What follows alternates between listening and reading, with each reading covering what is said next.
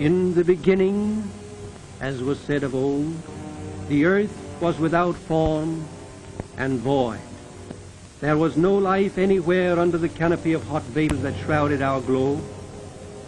Ages passed, millions of years. Then in due time, rivers and seas appeared on the face of the earth, and presently the waters teemed with living things. These primitive creatures spawned in the Paleozoic slime. Life has come down to us through the egg. One after another, during the course of the ages, various forms of life were evolved. The early fishes, first of all living things to lay eggs on our earth. The eels, mysterious creatures that swim thousands of miles each year to lay their eggs in the Sargasso Sea. The amphibians, these and their kindred, part-time land dwellers that return to water each spring to breed. And in due time, creatures more or less independent of the water, producing eggs with shells. Everybody is familiar with the sort of eggs laid by the swan and other birds. Finally, there evolved what scientists call the intrauterine form of gestation, most highly developed in the mammals such as this cougar. In this class of animals, the development of the egg takes place wholly in the dark confines of the mother's womb. It is this mysterious prologue to life that we shall attempt to portray in this film, the story of the adventures of the mammalian egg, out of which have come all the higher animals, including mankind. All the armies that have marched the earth and drenched its soil with their blood, these boys of our passing day, and all their comrades in arms who are dust, the hordes of Genghis Khan, the legions of the Caesars, the bowmen of Assyria, all the children of today and of unnumbered yesterdays, all the poets, all the tyrants, all the philosophers, and all the fools, all of mankind who have lived and labored on this planet since the beginning, all have come from this microscopic egg, many, many times smaller than a mustard seed. The story of this egg and of the marvelous processes through which the spark of life is engendered in the once mysterious darkness of the ovary, the oviduct, and the womb is one of absorbing interest and exquisite beauty. Let us look into the laboratory where these scientists are examining the ovaries, oviduct, and uterus of a typical mammal, the rabbit. The processes here described are the same for all mammals, even man. Here we see the ovary and its follicles. These small dark bodies on the ovary are the follicles. The egg passes down this long, thin tube, the oviduct, and at about 72 hours after mating, passes into this larger tube, uterine horn, the other uterine horn.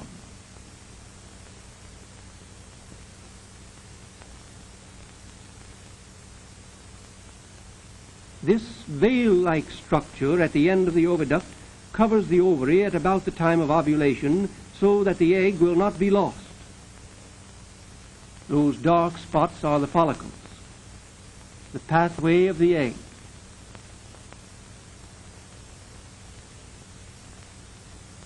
This diagram shows a typical mammalian reproductive tract. The uterus is represented here as a two-horned organ, as in the rabbit and in the farm animals. Two ovaries, a pair of oviducts, and two uterine horns.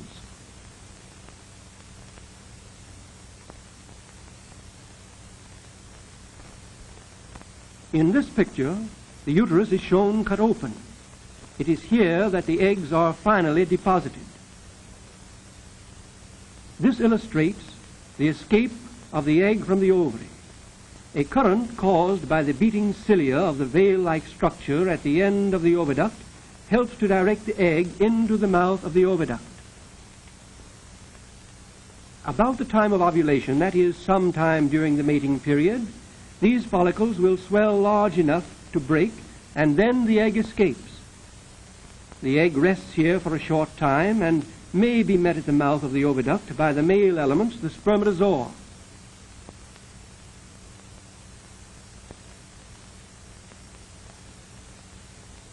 In many mammals, such as the cow, the horse, the monkey, and man, only one egg is, except in the occasional case of twins when there are two eggs.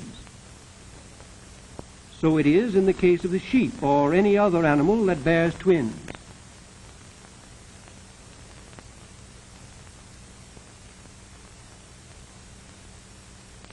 Other animals have several young at each birth. Some dogs and most rabbits will have 5, 6, even up to 10 young in the litter.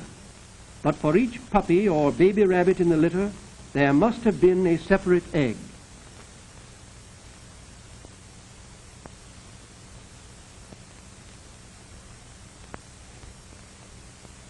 Here we see the actual process of ovulation. Note the follicle in the center. There, the egg is out. Of course, we cannot actually see the egg here, for it is microscopic. Another follicle. The pressure increases until it becomes too great, and another egg is discharged.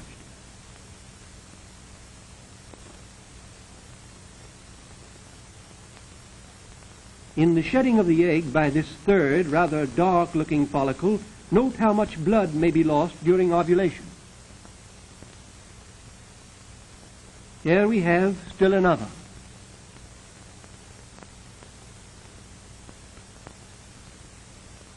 It is not easy to locate the tiny eggs thus discharged into the oviduct, but scientists have found that by washing out the rabbit oviduct some 24 hours after ovulation, the eggs may be found.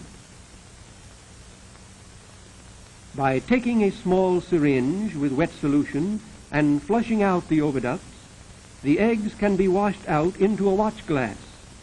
These mammalian eggs are so very tiny that 3 million of them will hardly fill a thimble, and thus we must search for them with the microscope. Under the microscope, they can be picked up with a suitable pipette and transferred to a small slide, where we can observe the early divisions of the mammalian egg. A cover glass is placed over the chamber so that the egg will not be injured.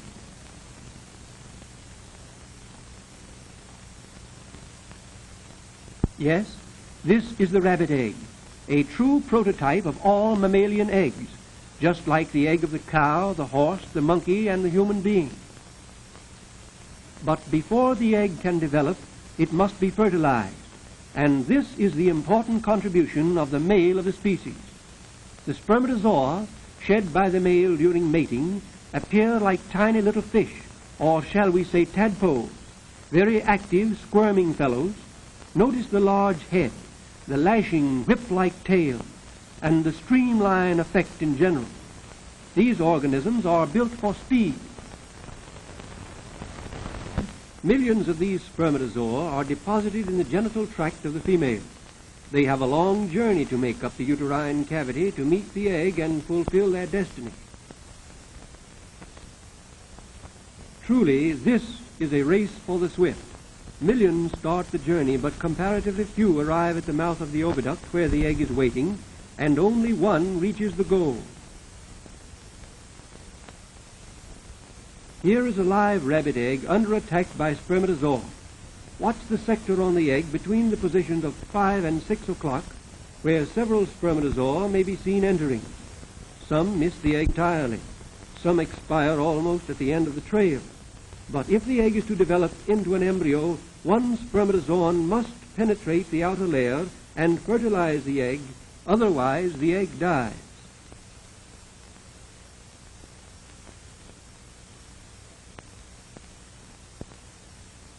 This diagram shows more clearly the details of this all-important process of fertilization. Note the dark circle near the center of the egg. This is the female pronucleus, embodying all the characteristics that the mother can transmit to the baby. One and only one spermatozoon enters the egg. The head of this individual sperm embodies all the characteristics the father can transmit to the baby.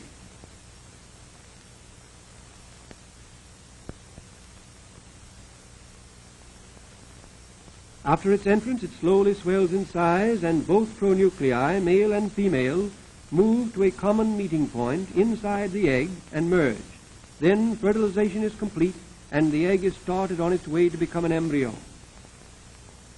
This is a living rabbit egg about to make its first division. Watch closely.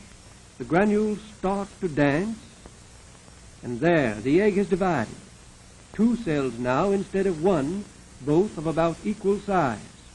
This first division takes place about 24 hours after mating, and after the first division, the egg appears to rest in the 2-cell stage for 3 or 4 hours. Here is the same egg at 28 hours.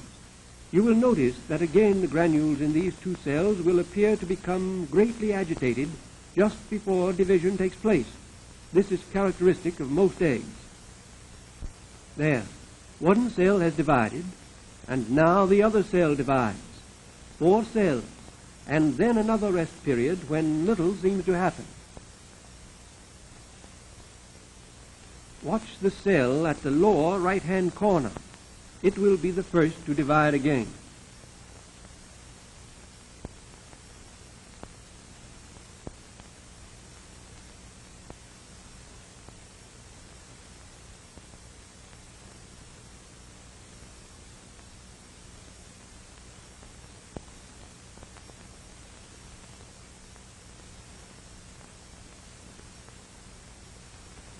The same egg a few hours later.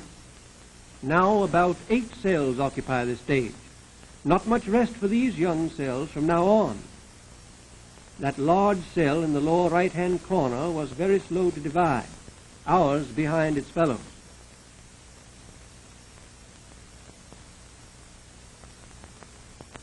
At about the 48th hour, real activity begins.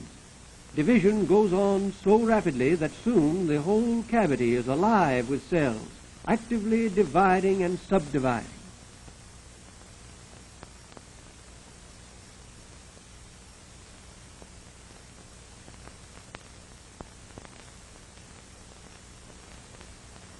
Now, after 72 hours, the egg has passed the oviduct into the uterus. The cavity is completely filled with cells, and the egg begins to grow. Note how the egg gets larger and then suddenly shrinks. It is absorbing water from the mother's womb, and when it has had its fill, it seems to throw off what it does not need. Soon, the egg grows so large that it nearly bursts its membrane.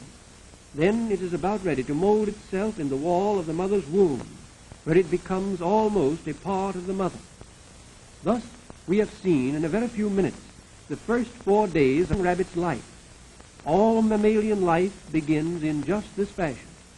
First, a tiny 1-celled egg that develops into a many-celled egg, and then buries itself in the womb, where the egg develops a blood supply of its own and takes its nourishment from the mother's blood until the embryo is ready to be born. 22 days have passed, and now the young rabbits are well on their way to be born. Let's look into the mother rabbit's womb. Slowly and carefully, we remove for inspection the now greatly enlarged uterus.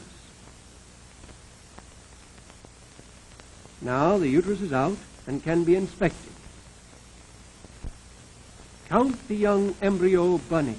1, 2, 3, 4, 5, 6, 7. 7 babies, quite a family. By performing a cesarean section, we can show you a 22-day-old rabbit. Here is the baby rabbit, attached by its umbilical cord to the placenta, that dark mass above the embryo. It is through this placenta that all mammalian embryos, rabbits, kittens, puppies, calves, and human babies get their food from the mothers while developing an embryo in the womb.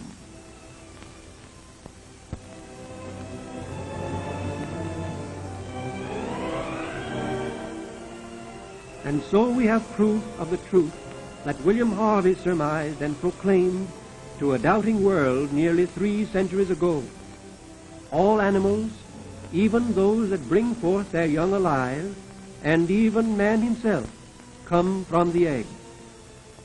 Out of the past, his words come as a warrant and inspiration for all who resolutely seek the truth.